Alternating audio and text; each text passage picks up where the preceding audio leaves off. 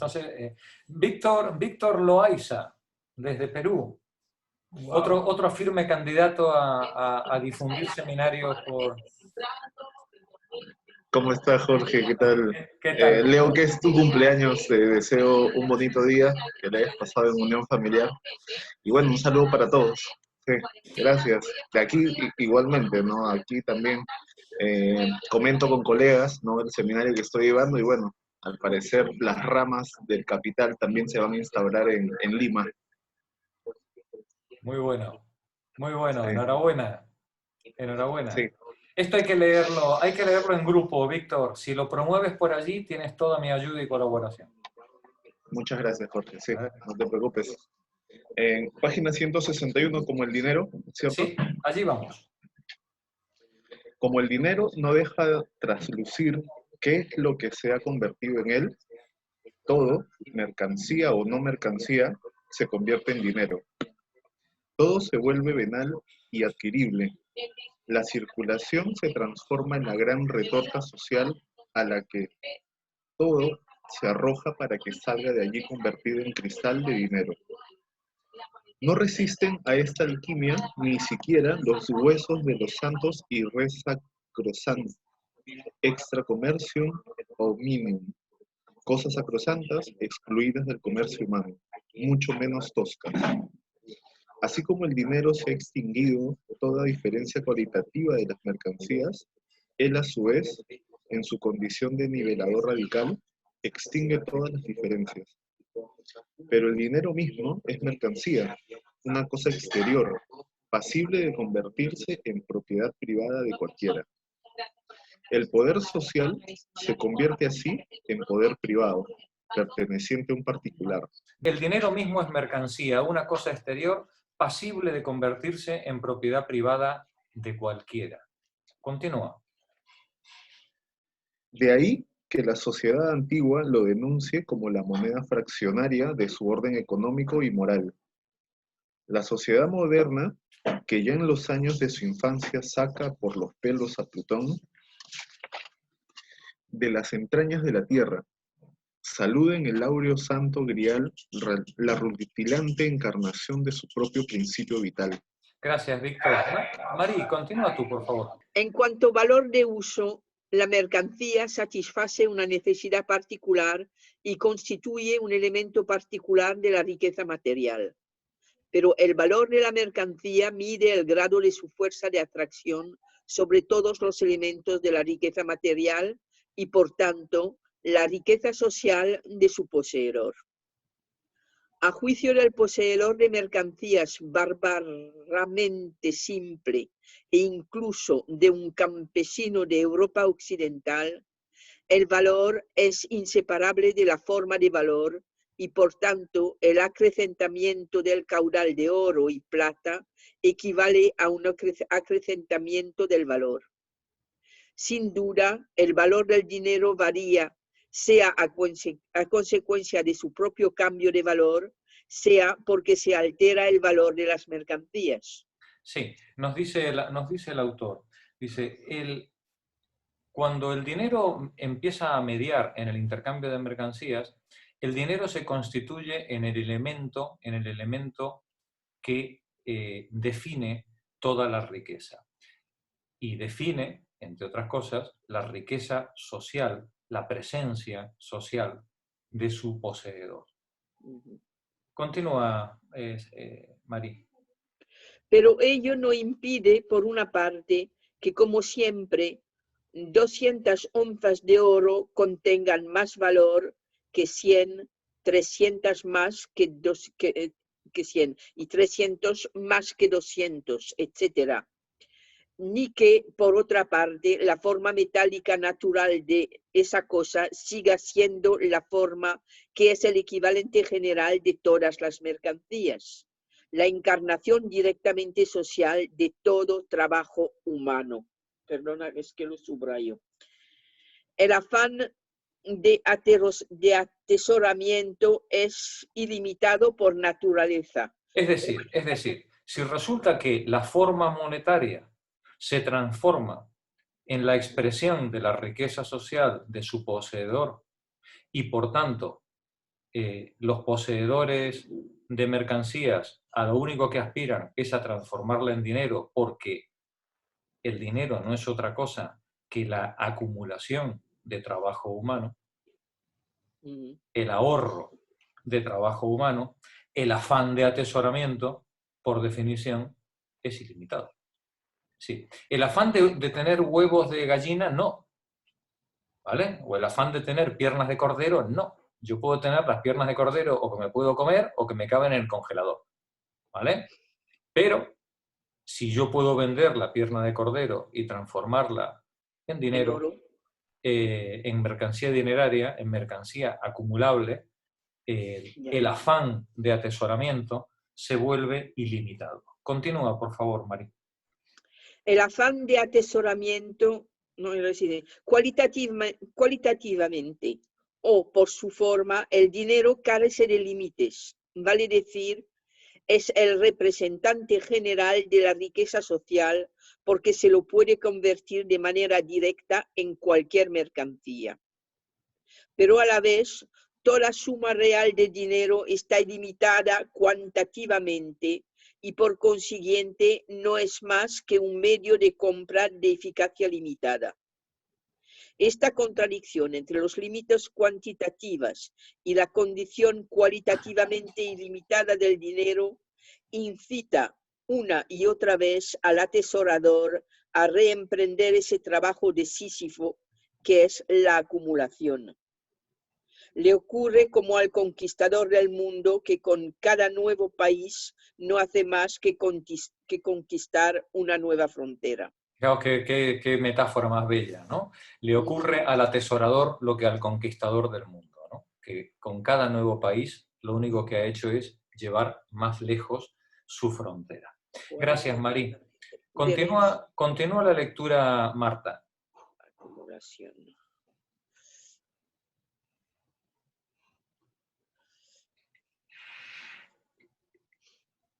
Para conservar el oro como dinero y por ende como elemento de tesaurización. De asesoramiento, de atesoramiento, perdón. Tesaurización, atesoramiento, ¿vale?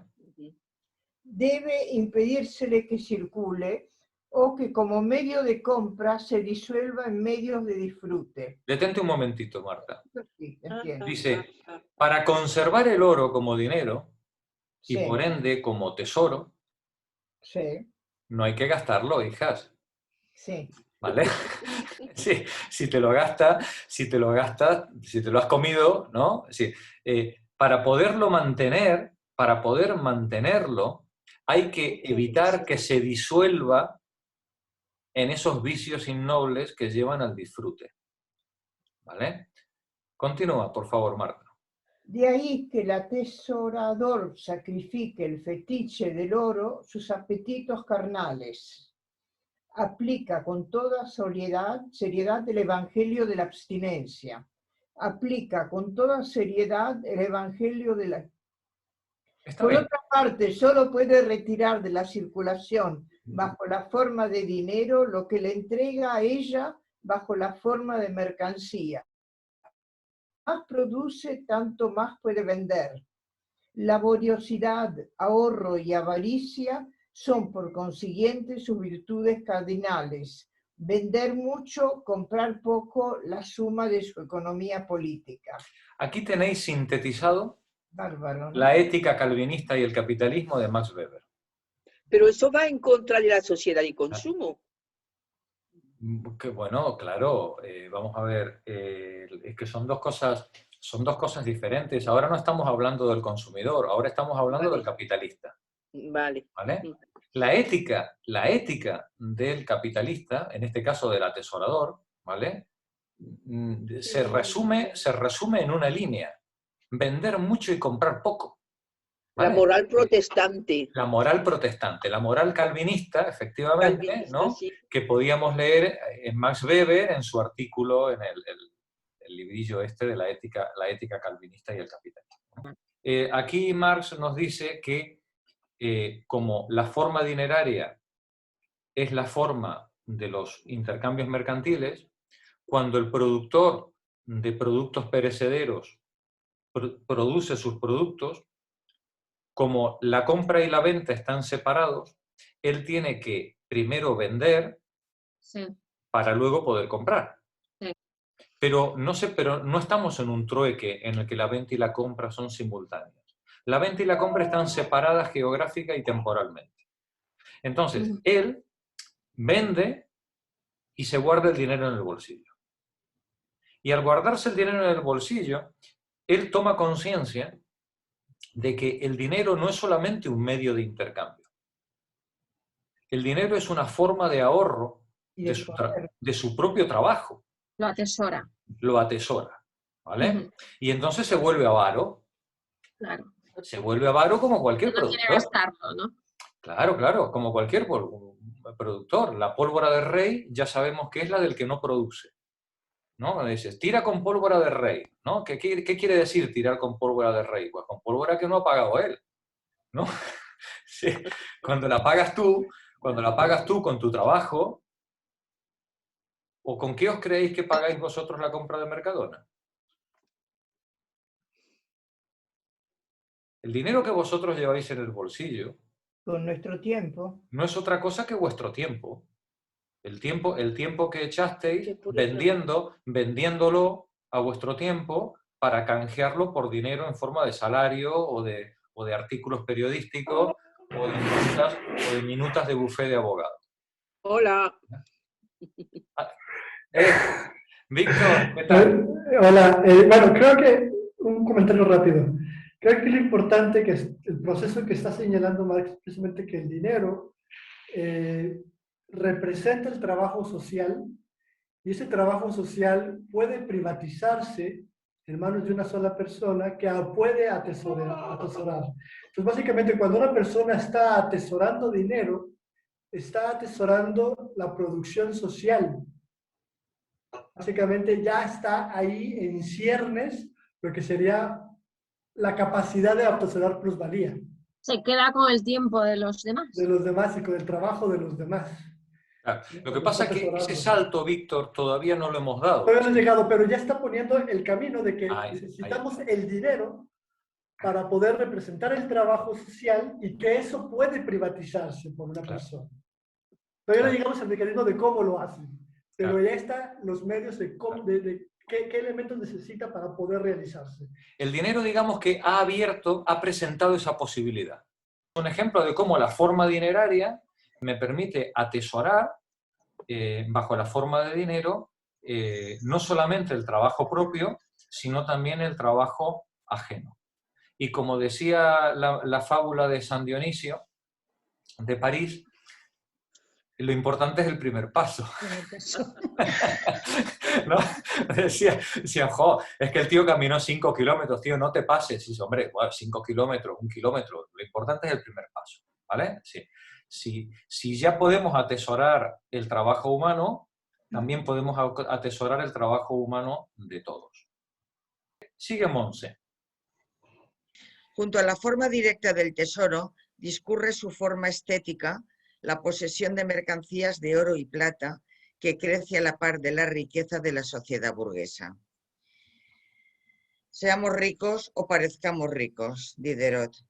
Se forma de esta suerte, por una parte, un mercado en constante expansión para el oro y la plata, independientemente de sus funciones dinerarias, y por la otra parte, una fuente latente de oferta de dinero que fluye ante todo en periodos de convulsiones sociales. Es decir, nos dice, esta forma de atesoramiento da lugar a varios tipos de manifestación muy diferentes. Por un lado, a una manifestación estética.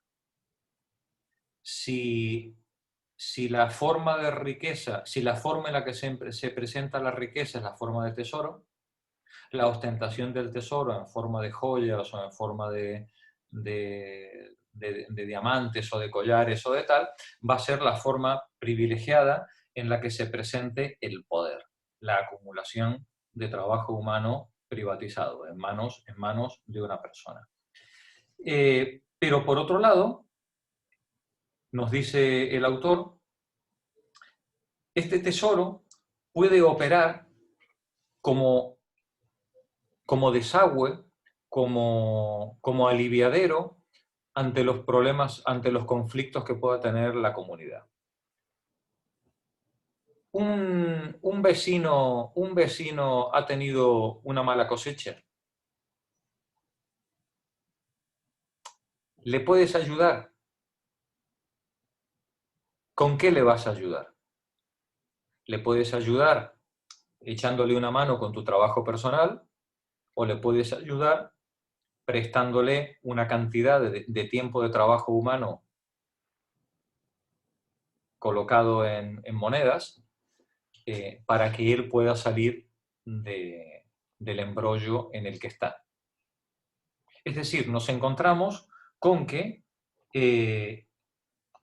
ese tesoro en manos privadas puede transformarse en una fuente de oferta de dinero, dice Marx, que fluye ante todo en periodos de convulsiones sociales. ¿Vale? El dinero puede funcionar como un resto que está ahí para ser destinado a los fines que los propietarios del dinero decidan que merece la pena dirigirlos. ¿Vale? Continúa, Monse. El atesoramiento desempeña diversas funciones en la economía de la circulación metálica. La función siguiente dimana de las condiciones en que deben recorrer su curso las monedas de oro o plata. Como habíamos visto, las constantes oscilaciones de la circulación mercantil en lo que se refiere a volumen, precios y velocidad determinan la masa del dinero. Determinan que la masa de dinero en cuyo será reflujo. En curso, perdón. Determinan que la masa del dinero en curso refluye o afluya incesantemente. Esa masa, por consiguiente, debe estar en condiciones de contraerse y expandirse. Ora es necesario atraer el dinero bajo la forma de moneda, ora repeler moneda bajo la forma de dinero. ¿Vale? Es decir, el atesoramiento funciona como desagüe a través del cual la mercancía dineraria entra y sale del circuito mercantil según el circuito mercantil va demandando. Adelante, Monse. Para que la masa de dinero realmente en curso corresponda siempre al grado de saturación que caracteriza a la esfera de la circulación, la cantidad de oro o plata disponible en un país ha de ser mayor que la empeñada en la función monetaria. ¿Vale? Es decir, esto es una característica evidente que habíamos visto la semana pasada. ¿Sí? Para que el proceso mercantil, el infinito proceso mercantil que vive en una comunidad pueda fluir, la masa de dinero que debe reflejar los precios de las mercancías intercambiadas tiene que ser, como mínimo, igual o mayor que la masa de los movimientos mercantiles en sus precios. ¿Vale? Continúa, Monse. Mediante la forma tesáurica del dinero se satisface esta condición. ¿Vale? Es el atesoramiento en forma privada, pública, en bancos, tal, es la forma de atesoramiento lo que permite que la masa de dinero esté disponible cuando los mercados requieran mayor cantidad de dinero para poder hacer las transacciones. Continúa, termina el parágrafo. Los depósitos que guardan los tesores sirven a la vez como desaguaderos y acequias del dinero circulante, que de este modo nunca inunda los canales por los que se discurre. Gracias, Monse. Víctor, vamos a ver ahora el dinero. Vimos el dinero como medio de circulación, creo recordar. De atesoramiento. Atesoramiento, perdón, como atesoramiento. Vamos a ver ahora el dinero como medio de pago. Adelante, Víctor. Vale, ¿me escuchan bien? Medio de pago. En la forma directa de la circulación mercantil, considerada hasta aquí la misma magnitud de valor, se presenta siempre de manera doble. Como mercancía en un polo, como dinero en el polo opuesto. Por tanto, los poseedores de mercancías solo entran en contacto como representantes de equivalentes recíprocamente disponibles. Al desarrollarse la circulación de mercancías, empero, se desenvuelven circunstancias que determinan una separación cronológica entre la venta de la mercancía y la realización de su precio. Basta indicar aquí las más simples de esas circunstancias. Es decir, nos dice el autor, dice, en principio cuando alguien vende a cambio de dinero. ¿Vale? Pero en la historia se han desarrollado formas de compraventa en las que la entrega de la mercancía puede no coincidir con la entrega del dinero. Por ejemplo, en el pago de un alquiler, por ejemplo, en un pago aplazado, ¿no? Es decir, son formas de intercambio en las que no hay un toma y daca en el momento de la compraventa. Adelante, Víctor. Un tipo de mercancías requiere más tiempo para su producción, otro tipo menos. La producción de algunas mercancías está ligada a las diversas estaciones del año. Una mercancía es producida en el emplazamiento mismo de su mercado. Otra tiene que realizar un largo viaje hasta dar con el suyo. De ahí que un poseedor de mercancías pueda asumir el papel de vendedor antes que otro el de comprador. Al repetirse constantemente las mismas transacciones entre las mismas personas, las condiciones de venta de las mercancías pasan a regirse por sus condiciones de producción. Por ejemplo, yo puedo vender la cosecha del año que viene. Futuros. ¿Vale? A futuro. Y cojo el dinero hoy. ¿Vale? Cojo el dinero hoy para la cosecha del año que viene. ¿Vale? Fijaos, he adquirido antes de vender, ¿no? En este caso. Antes de entregar, ¿no? Yo ya he cogido el dinero. ¿Vale? Continúa, Víctor, por favor. Por otra parte, se venden también el uso de ciertos tipos de mercancías, por ejemplo, de una casa, durante un lapso determinado. Solo una vez que haya transcurrido el plazo convenido, el comprador habrá obtenido efectivamente el valor del uso de la mercancía. Compra, pues, antes de pagar.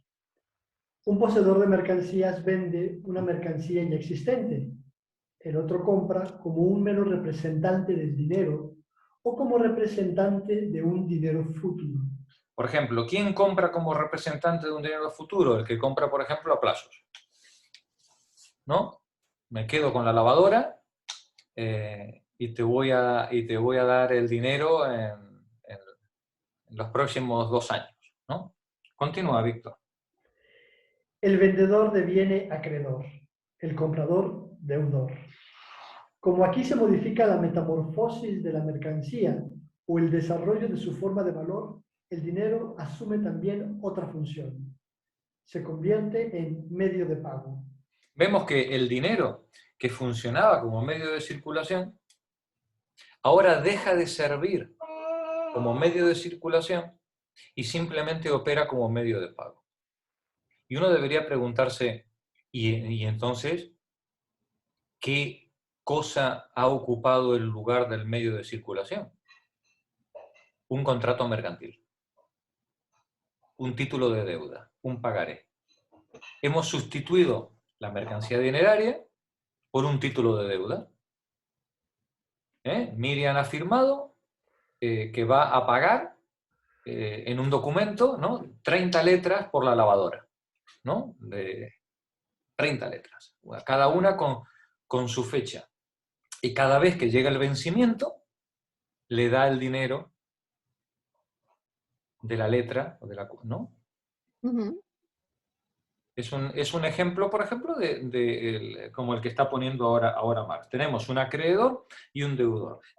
El dinero que era medio de circulación se ha transformado en medio de pago y el lugar del medio de circulación lo ha ocupado un documento privado. Ejecutable. Y tan ejecutable. Ejecutable que te pasan por la guillotina. Gracias, Víctor.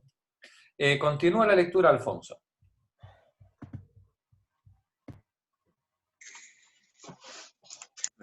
El carácter de acreedor o deudor surge aquí de la circulación mercantil simple.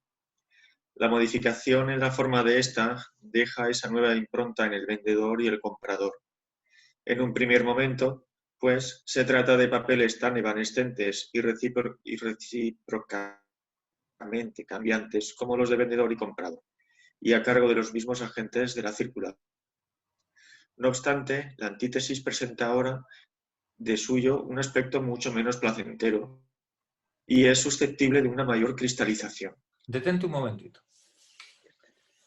Nos dice, en la compraventa, en la forma mercantil simple, lo de ser comprador y vendedor era algo intercambiable. Era tan intercambiable como que en la fórmula mercancía, dinero, mercancía, ambos eran simultáneamente, solo que visto desde punto de vista diferente, uno vendedor y el otro comprador. No hay ningún problema, ¿vale? Pero cuando llegamos a la figura de acreedor-deudor, la figura de acreedor-deudor, es decir, el pago separado, la compra separada de la venta, estamos ante una figura monetarizada que tiende a cristalizarse.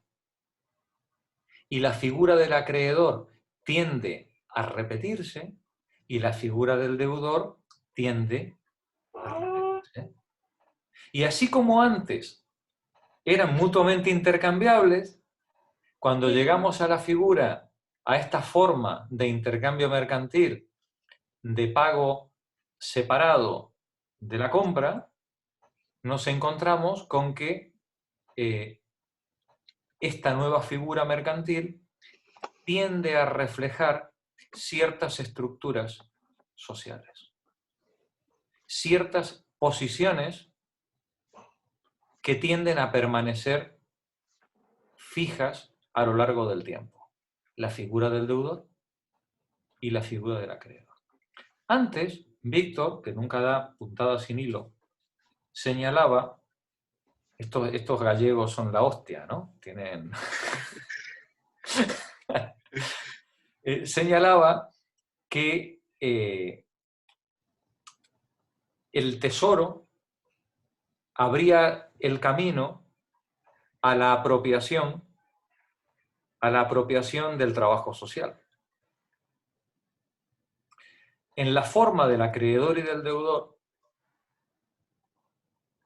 se abre el camino a que esa posibilidad se efectivice y que el trabajo social empiece a confluir en manos cada vez numéricamente menores, privatizando lo que antes era el tesoro personal, ahora privatizando el tesoro colectivo en manos de unos pocos. Vamos a ver a lo largo de la historia, él ahora nos pone dos ejemplos, el ejemplo de Roma y el ejemplo feudal, cómo a lo largo de la historia grandes crisis sociales devinieron precisamente de esta cristalización de la figura del deudor en una clase social, ¿no? En la clase social, nosotros ahora somos el precariado, somos principalmente los que compramos a plazo, los deudores. Va a coincidir la figura del atesorador con la del acreedor. Claro, claro. El atesorador se va a volver paulatinamente en el acreedor, ¿no? Estaba leyendo Víctor. No. No. Sí, no, Alfonso, perdón. Adelante, Alfonso. Pero los mismos caracteres pueden aparecer al margen de la circulación mercantil. La lucha de clases en el mundo antiguo, por ejemplo, se desenvuelve principalmente bajo la forma de una lucha entre acreedores y deudores, y termina en Roma con la decadencia del deudor plebeyo, al que sustituyen los esclavos. En la Edad Media, la lucha finaliza con la decadencia del deudor feudal, que con su base económica pierde también su poder político.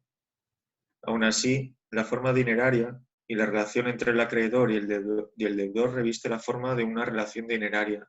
En estos casos no hace más que reflejar el antagonismo entre condiciones económicas de vida ubicadas en estratos más profundos. Esta es la cuestión de fondo, ¿vale? La forma dineraria, dice, la relación entre el acreedor y el deudor, la forma de esa relación, en estos casos, no hace más que reflejar el antagonismo entre condiciones económicas de vida ubicadas en estratos más profundos. Hay gente, como decía Galeano, que siempre se especializan en ganar y otros que siempre se especializan en perder. ¿Vale? Os acordáis, ¿no? Es decir, en las venas abiertas, ¿no? La figura del acreedor y del deudor tiende a reflejar una estratificación social y una separación en la esfera del poder en la que una parte de la comunidad atesora el trabajo social. Representa las jerarquías y las estructuras de dominación y explotación que hay dentro de la comunidad. Gracias, Alfonso. Continúa la lectura, Elena. Retornemos a la esfera de la circulación. Retornemos a la esfera de la circulación mercantil.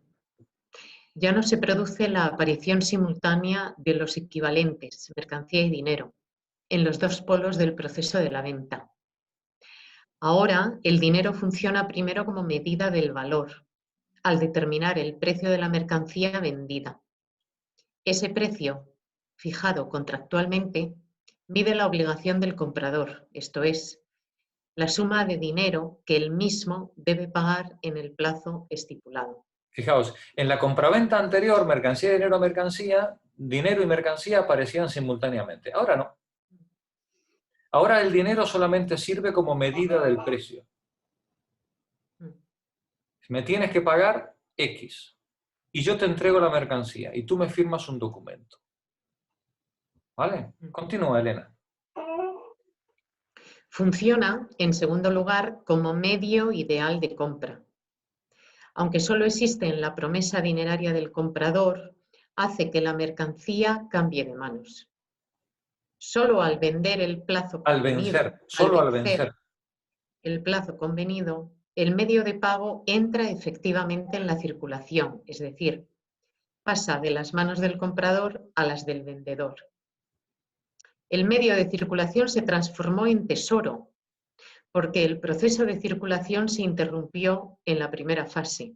Resulta que yo iba a pagar, resulta que yo me quedé, cuando cogí la mercancía, yo tendría que haberla pagado. Pues no la pago. ¿Vale? No la pago. Y la mercancía queda, y digamos, la mercancía dineraria queda transformada en tesoro. El valor mercantil lo he consumido. La mercancía dineraria queda atesorada. ¿Vale? Adelante. Repito entonces desde el inicio de la frase. El medio de circulación se transformó en tesoro porque el proceso de circulación se interrumpió en la primera fase. O dicho de otra manera, porque se sustrajo a la circulación la figura transmutada de la mercancía.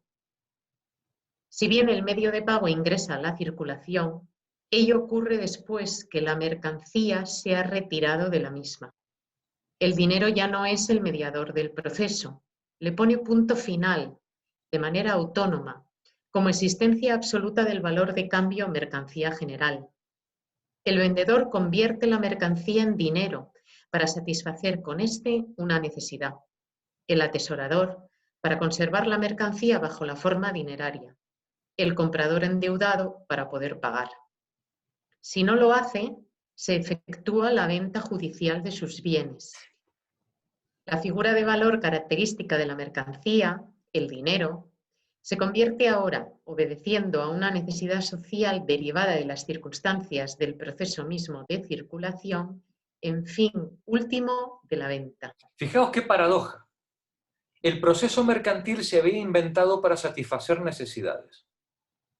Y para que los productores unilaterales de valores de uso excedentes pudieran satisfacer sus necesidades multilaterales en el intercambio con los demás productores de mercancía.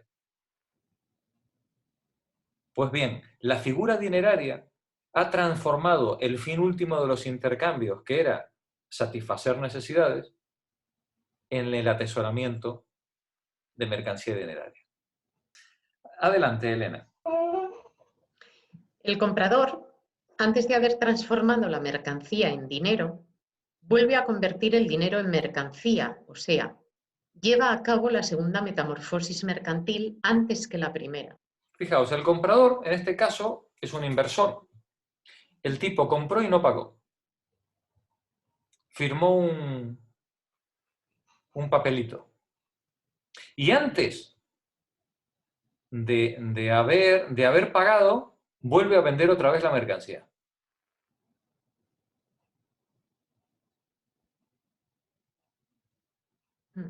Eso es lo que hoy llamamos un especulador. ¿Vale? Sí, eso es lo que hoy llamamos un especulador. Punto pelota, ¿no? Es decir, pero ya veis, digamos, que la figura monetaria, la figura del dinero en moneda, abre el camino a muchísimas cuestiones, ¿vale? Por un lado, abre a la separación de la compra y de la venta, pero también abre al atesoramiento, y ese atesoramiento abre a las figuras de acreedor-deudor, pero también a la del especulador. ¿Vale? Y nos encontramos con gente que puede vender antes de haber comprado.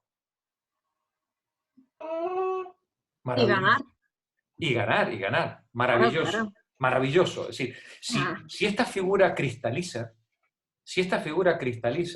estamos ante los cimientos de una nueva clase social. Una clase social que se dedica a vender sin comprar. Claro, pensad que todo lo que habíamos leído hasta ahora en los capítulos anteriores con respecto al intercambio de equivalentes, bajo esta nueva figura se abre la posibilidad a que deje de ser un intercambio entre equivalentes. Claro. Hasta ahora se esperaba que en mercancía y dinero-mercancía los extremos fueran aproximadamente de igual valor. Más o menos. ¿Vale? A partir de la apertura de este proceso, se rompe la relación entre la compra y la venta y se abre la posibilidad a que haya un intercambio asimétrico sin que los participantes puedan ni siquiera ser conscientes de la asimetría que se está produciendo. Si además la posición de los participantes tiende a cristalizarse entre acreedores y deudores, ya tenemos todas las bases materiales para un proceso de estratificación social, sin límites. Continúa la lectura. Bueno, estaba leyendo Alfonso, ¿no? Magdalena, sigue tú, por favor. Empieza el párrafo desde la página 166. El comprador, antes de haber transformado la mercancía en dinero. Antes de haber transformado la mercancía en dinero, vuelve a convertir el dinero en mercancía. O sea, lleva a cabo la segunda metamorfosis mercantil antes que la primera. Pero la mercancía del vendedor circula, realiza su precio solo bajo la forma de un título jurídico privado que lo habilita para reclamar el dinero. Se transforma en valor de uso antes de haberse convertido en dinero. Su primera metamorfosis solo se lleva a cabo posteriormente.